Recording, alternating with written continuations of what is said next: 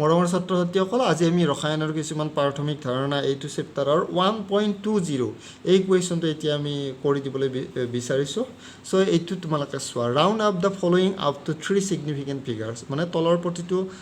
প্ৰতিটোকে তিনিটা তাৎপৰ্যপূৰ্ণ অংক বিশিষ্ট সংখ্যালৈ স্থূলমান বিশিষ্ট কৰিব দিছে আমাক সো এতিয়া কেনেকৈ কৰে তো তোমালোকে এইটো চোৱা ৰাউণ্ডিং অফ কেনেকৈ কৰে তো সেইটো তোমালোকে চোৱা এইটো 1 নম্বৰটো মই কৰি দিওঁ ফাৰ্ষ্ট হৈ গ'ল তো 34.216 এইটো দিয়া আছে আমাক এতিয়া তোমালোকে লেফ্ট সাইডৰ পৰা হিসাবটো কৰিবা এইটো এটা তাৎপৰ্যপূৰ্ণ অংক হ'ব কাৰণ অশূন্য অংকবিলাক তাৎপৰ্যপূৰ্ণ হয় 1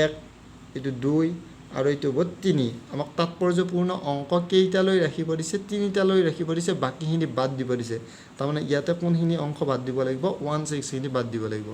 এতিয়া আমি তো তোমালোকে ইয়াতে এতিয়া চোৱা 3 4 পইণ্ট কি লিখিম আমি 2 লিখিম হৈ গ'ল এতিয়া চোৱা ইয়াতে যিটো লাষ্ট ডিজিট আছে এটা দুটা তিনিটা যিটো 3 নম্বৰ তাৎপৰ্যপূৰ্ণ অংক আছে তাৰ পিছত কি আছে কোৱা 1 আছে 1 টো যিটো পাছতকৈ সৰু সেইকাৰণে ইয়াৰ লগত আৰু একো যোগ দিব নালাগে তো সেইকাৰণে 2 টো 2 হৈ থাকিব যদি পাছতকৈ ডাঙৰ হ'লে 2 টো ঠাইত তোমালোকৰ লাষ্ট ডিজিটৰ লগত 1 যোগ হৈ গ'লহেঁতেন কিন্তু ইয়াত তেনেকুৱা নহয় হৈ গ'ল এবাৰ 2 নম্বৰটো তোমালোকে চোৱা 2 নম্বৰটোত কিমান আছে 10.4107 হৈ গ'ল এইটো দিয়া আছে এতিয়া ইয়াতে দুটা অশূন্যৰ মাজত এইটো হ'ব নন জিৰ' ডিজিট হৈ গ'ল 1 আৰু 4 দুটা অশূন্যৰ মাজত যিটো শূন্য থাকিব এইটো তাৎপৰ্যপূৰ্ণ হ'ব তো এটা দুটা তিনিটা এইটো হ'ব তোমালোকৰ কি তিনিটা তাৎপৰ্যপূৰ্ণ অংকলৈ ৰাখিব দিছে তো বাকিখিনি বাদ দিব দিছে তো এতিয়া আমি এইখিনি কৰিলে কি হ'ব 10.4 হ'ব হৈ গ'ল আৰু এতিয়া বাদ দিয়া সংখ্যাটো ইয়াত কি আছে কোৱা বাদ দিয়া 4ৰ পিছত লাষ্ট ডিজিটটো 4 তো 4 পিছত বাদ দিব লগা সংখ্যাটো কিমান 1 তো 1 হ'লে 1 টো যিহেতু পাছতকৈ সৰু সেইকাৰণে 4ৰ লগত একো যোগ নহয় মনত ৰাখিবা তো সেইকাৰণে 10.4 হ'ব ইয়াৰ এনসাৰটো এটা দুটা তিনিটা তাৎপৰ্যপূৰ্ণ অংক ৰৈ যাব আৰু একটো যিহেতু পাছতকৈ সৰু ইয়াৰ 4ৰ লগত একো যোগ নহয় এবাৰ 3 নম্বৰটো চোৱা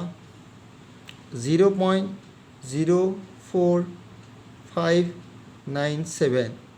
এতিয়া চোৱা ইয়াতে এই মনত ৰাখিবা এই 0টো আৰু এই 0টো ইয়াতে তাৎপৰ্যপূৰ্ণ অংক নহয় তো তোমালোকে মনত ৰাখিবা ইয়াতে তাৎপৰ্যপূৰ্ণ অংক হ'ব 4 ইয়াতে 5 আৰু ইয়াতে এইটো হ'ব 4 5 আৰু এইটো 9 হৈ গ'ল 1 2 3 এই তিনিটা হ'ব তোমালোকৰ তাৎপৰ্যপূৰ্ণ অংক তো ইয়াতে তাৎপৰ্যপূৰ্ণ অংক এই তিনিটাৰ পিছতটো বাদ দিব দিছে তিনিটাই তাৎপৰ্যপূৰ্ণ অংক ৰাখিব দিছে এইটো 7টো বাদ দিব দিছে তো 7টো যিহেতু তোমালোকৰ 5তকৈ ডাঙৰ সেইকাৰণে এটা যোগ হ'ব কাৰ লগত 9ৰ লগত এটা যোগ হ'ব তো হ'লে এইখিনি কিন্তু লিখিব লাগিব এইখিনি তাৎপৰ্যপূৰ্ণ অংক নহ'ব পাৰে কিন্তু 0টো লিখিব লাগিব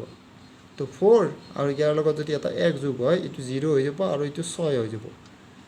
0.0460 হৈ গ'ল এইবাৰ 4 নম্বৰটো তো 4 নম্বৰটো কৰি দিওঁ 2808 এতিয়া তোমালোকে চোৱা ইয়াতো তাৎপৰ্যপূৰ্ণ যেতিয়া দুটা অশূন্যৰ মাজত যিটো শূন্য থাকে সেইটো তাৎপৰ্যপূৰ্ণ হয় তো সেইকাৰণে এটা দুটা তিনিটা এইটো তাৎপৰ্যপূৰ্ণ তিনিটা আমি ৰাখিলোঁ